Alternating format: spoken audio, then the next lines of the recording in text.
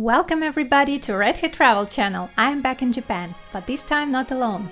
I organized a tour for 11 people and we explored this beautiful country together.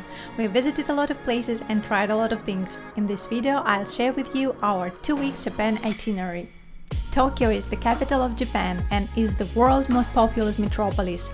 Tokyo is enormous, and if you want to fit it into a few days, you need a plan, even if it's just shopping or wandering around. We started at Shibuya Sky.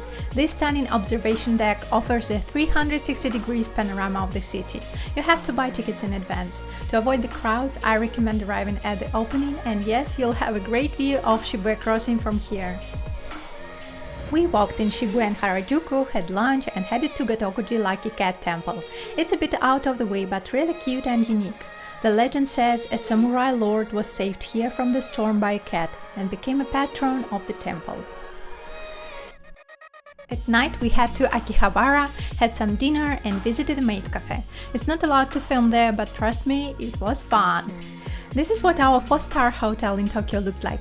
There were pajamas, sleepers, a remote-controlled toilet and a lot of other useful things. In the morning we had breakfast and took a private shuttle to Fuji. There are 2 most popular places to enjoy Mount Fuji. About the first one, Hakone, you can watch my previous video. This time we were going to check out the famous Fujikawaguchiko. First thing we did was a short hike to the most famous photo spot in all of Japan, Chureta Pagoda. A staircase with many steps leads up to the observation deck, but you also can go up the road to the left. You've probably seen this view on the internet. In real life, be ready for the crowds. We stopped for lunch with a view of Fuji and live music at the Music Forest Museum. The food was delicious. The area of the museum is designed as a European Alps and is very beautiful. It holds a world-class collection of automatic musical instruments. Then we had a walk with a view at Oishi Park near the lake. Every season you can find some flowers blooming along the lakeside. That was a spectacular place. We ended our day in an onsen with various hot tubs and views of Mount Fuji and headed back to Tokyo. Next early morning we explored Asakusa district. It is one of the oldest in Tokyo. It's famous for the Sensoji Buddhist temple, geishas and the artisan shopping street. From Sumida Park nearby you can see Tokyo Sky Tree, Japan's tallest structure and one of the tallest in the world. Our next stop just blew our minds. Team Labs is a modern exhibition where you immerse yourself in the lights, sounds and smells. This one, Borderless, isn't new and was just opened this year. It was hard to get the tickets for the first morning time slot, but it was worth it. Inside there are several rooms and some of them are hidden. Plan to spend there about 2-3 hours. There is another old Team Labs in Tokyo, the Planets. It differs from the Borderless with fewer rooms. You have to take your shoes off and in one of the halls you are standing knee-deep in water. There is a room with real orchids, but I like Planet slightly less. Whichever one you choose, it's a must-visit experience in Tokyo. Buy your tickets up front.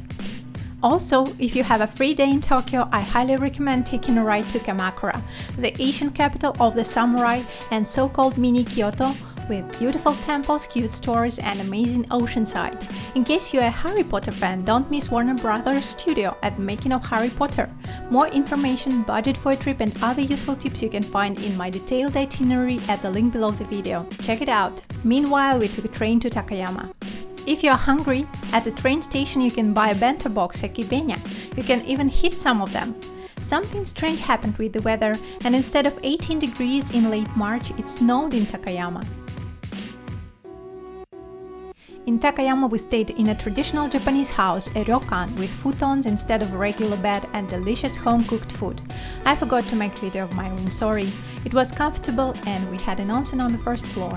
In the morning we had breakfast, took umbrellas and explored the village with a guide. I've been to Takayama before. Despite the weather or maybe because of it, this time Takayama was one of the highlights of the trip for me. Our guide was great. He told us about the sake making process and showed the brewery where we could try different kinds. Then we wandered around the market and visited the Takayama Jinya. After lunch we took a bus to Shirakawa.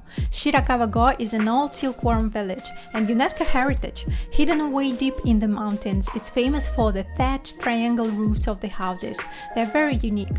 We went inside some of them and as it was still cold outside we ended up in an onsen. This one allowed tourists with tattoos. In Japanese hot springs you get naked, take a shower and then get into a hot tub.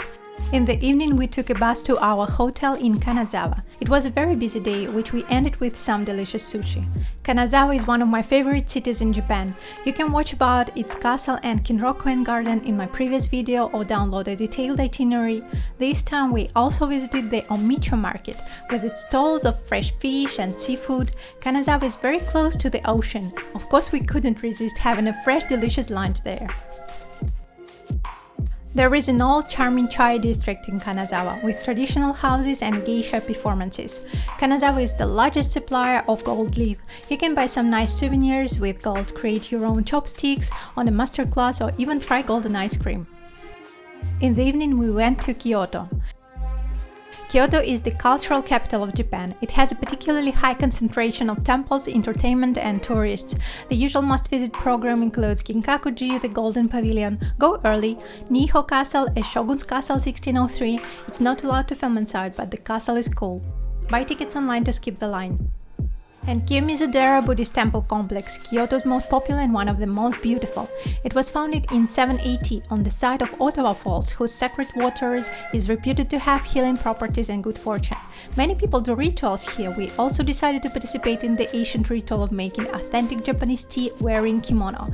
It was an amazing experience. Maiko taught us how to make tea. It is very expensive and difficult to book a tea ceremony with a real geisha. If you come to Kyoto during some festival days, you can try to see a geisha performance in the theater. It's not allowed to film and take pictures inside, but the performance is great. Another unique thing to do in Kyoto is to visit one of the Michelin-starred restaurants. It doesn't have to be the most expensive. In any case, you will have an unforgettable experience and exquisitely delicious food. Check out my itinerary for the recommendations. The next morning we went to Arashiyama to see the famous bamboo forest. I've been there twice and I honestly think it's the biggest tourist trap of all. By lunchtime the streets of Arashiyama are filled with people. The monkey park was a perfect escape with breathtaking views. Be prepared for a short hike. Another nice day trip from Kyoto is Himeji White Heron Castle. It is UNESCO heritage and one of the most beautiful in the country. It's not very impressive inside. All 7 floors are empty, and if you arrive later than 11 AM, probably you'll be climbing all those 7 floors standing in a traffic jam of people, but the appearance of the castle is spectacular and worth a visit. After the castle we had lunch at a cafe nearby. Beef is one of Himeji's specialties. Then we headed to Osaka. It is the second largest city in Japan, which is very obvious from the observation deck of Umeda Sky. This skyscraper is an office building, and besides the views of the city, you'll meet a lot of white-collar workers during lunch break or after hours rushing home. It was dinner time, the perfect time to walk around the world-famous street Dotonbori and grab a piece of akanamiyaki or octopus balls takoyaki. We took a boat ride on the canal, took some pictures with the glicker running man without the crowd and headed back to Kyoto. The next morning we had a shuttle to the Mount Koya.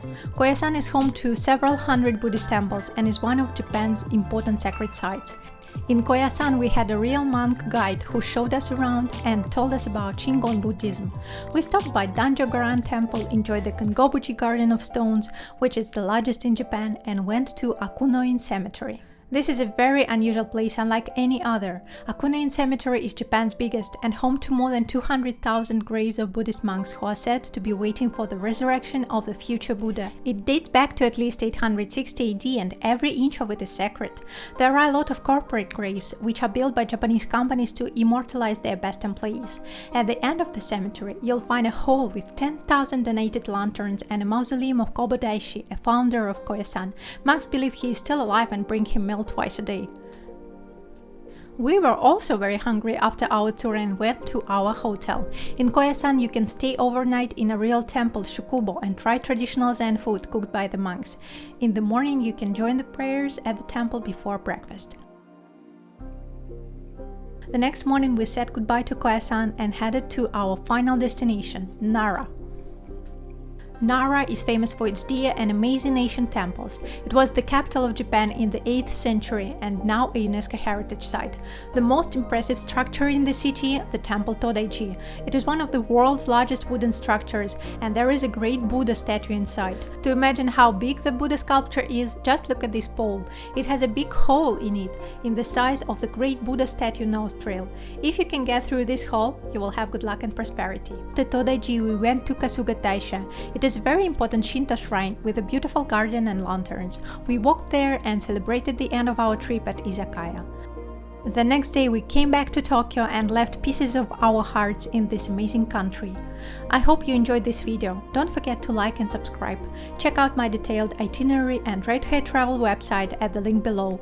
All the best and see you next time!